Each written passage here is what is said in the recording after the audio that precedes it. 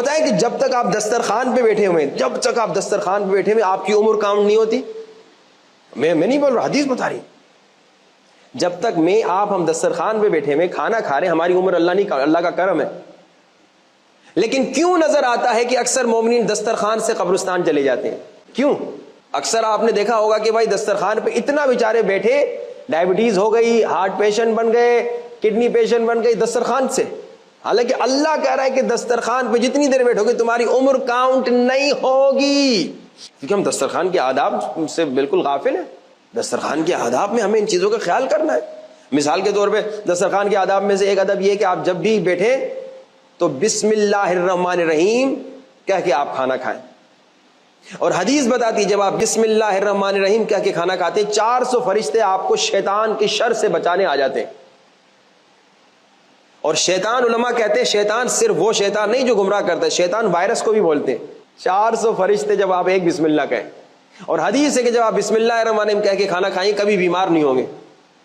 اب آپ بھی کہیں گے یہی مولانا صاحب ایسی حدیثیں نہ سنائیے. ایک آدمی آ گیا مولا کے پاس، کہا مولا آپ کہہ رہے ہیں کہ بسم اللہ الرحمن الرحیم کہیں گے تو بیمار نہیں ہوں گے، لیکن میں کھانا کھاتا ہوں بد ہاضمی ہوتی ہے.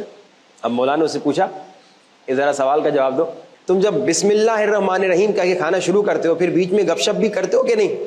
کہا کبھی بیٹے سے بات کرتا، کبھی بیوی سے بات کرتا، کبھی بھائی سے بات کرتا ہوں.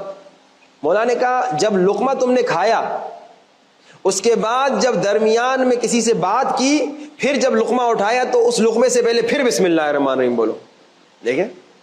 اچھا پھر مولا نے کہا یعنی آپ اگر 10 مرتبہ دسترخوان پہ بات کر رہے ہیں تو 10 مرتبہ بسم اللہ الرحمن الرحیم کہیں.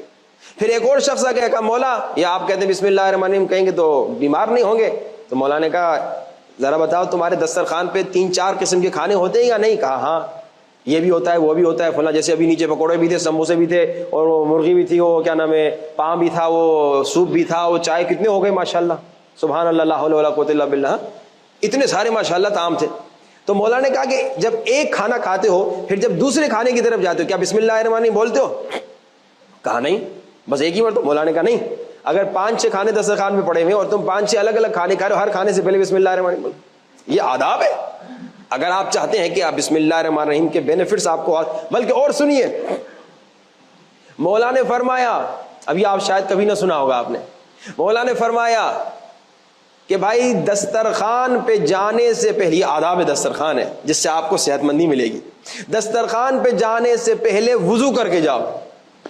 اچھا یہ تو آپ نماز پڑھ کے جو دوڑتے ہیں نا ہم لوگ، اس میں تو وضو ہوتا ہے، لیکن گھر میں ذرا سچ سے بتائیے، رمضان کے بعد سچ سچ بتائیے کون مومن ہوگا جو وضو کر کے کھانا کھاتا ہوگا؟ کوئی نہیں ہوگا. لیکن آج سے شروع کر دیں. اچھا آداب ہے کھانے میں سے کہ آپ کھانے سے پہلے وضو کریں اور کھانے کے بعد بھی وضو کریں. آپ کہیں کھانے کے بعد تو وضو ٹوٹا نہیں تو کیوں کریں؟ کہا کہ کھانے کے بعد فوراً واش روم چلے جاؤ اور پھر وضو کرو. یہ ساری چیزیں. خیر ہم واپس اس روایت کی طرف چلیں جو